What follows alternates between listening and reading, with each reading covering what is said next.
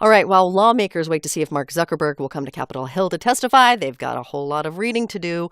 The House plans to vote today on a $1.3 trillion spending package. The whole thing's about 2,000 pages long. And there is, again, a sense of urgency. If they don't pass it by Friday at midnight, the government shuts down again. No one really wants that to happen, which is why the bill is a bipartisan compromise. It does include money for border security, $1.5 billion, but that is way less than what President Trump had wanted. There's a huge bump in spending for the military, which Republicans also wanted. Democrats got $3 billion for programs to fight opioid addiction.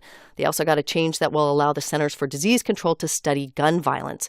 In a tweet, President Trump indicated his support for this bill, but some lawmakers do not like the price tag. Among them, Ohio Congressman Warren Davidson. He's a member of the conservative House Freedom Caucus, and he joins me in our studios. Congressman, thanks for being back on the show. Good morning, Rachel. This morning you tweeted the following out, quote, "The old army saying the beatings will continue until morale improves seems like a flawed political strategy. I will vote no." Explain. Well, the status quo is we spend more money than we have, and this really goes in the wrong direction. Republicans would be united if this were a Democrat bill or Hillary Clinton were president and supporting it. Republicans would be united in opposition to a plan that would say we would spend 20% more than we've been spending. The cause of funding our military is urgent. Frankly, the cause of funding the opioid crisis is bipartisan, not a Democrat objective, and it is urgent. There are lots of good wins in this bill. The price tag's too big, and frankly, we campaigned on you should read the bills before you pass the bills, and this falls short of that promise. So you're calling out your own party for being hypocritical here? It's inconsistent with what we said we were going to do on a lot of fronts.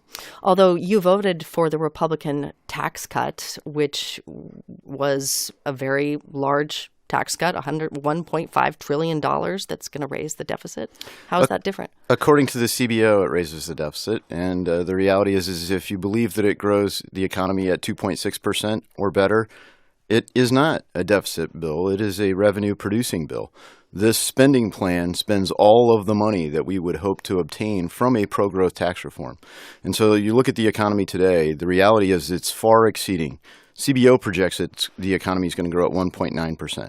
The economy is clearly growing at faster than 1.9%.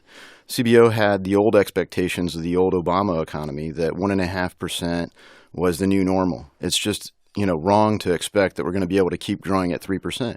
The economy is doing that, and we're performing well. We could be going in the right direction, paying our debt down, and instead we're spending all the money and more. Democrats were reportedly willing to put more money toward border security, which is something that the Republicans had wanted, if there was an agreement on DACA. That wasn't included in this final measure. Was that something you would have been willing to negotiate on? The House is still willing to negotiate on DACA. We have a bill commonly known as the Goodlatte bill. It spans our conference pretty well, and it offers, the four pillars that the president said that he needed. He focuses on the wall.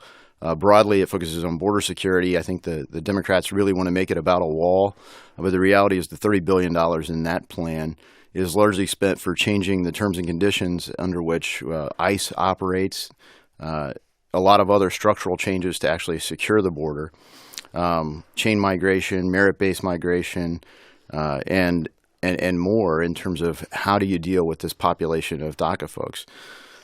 So people want to have a solution, but they want the solution to start with securing the border. So in the seconds we have remaining, are there things that you like in this bill? Absolutely. There's some wins, starting with funding our military at the appropriate levels. We have some real readiness challenges. And there are a lot of other wins. There's a tax reform bill that's important for our district with co-ops that was created out of the tax bill. So this corrects some problems in the tax bill.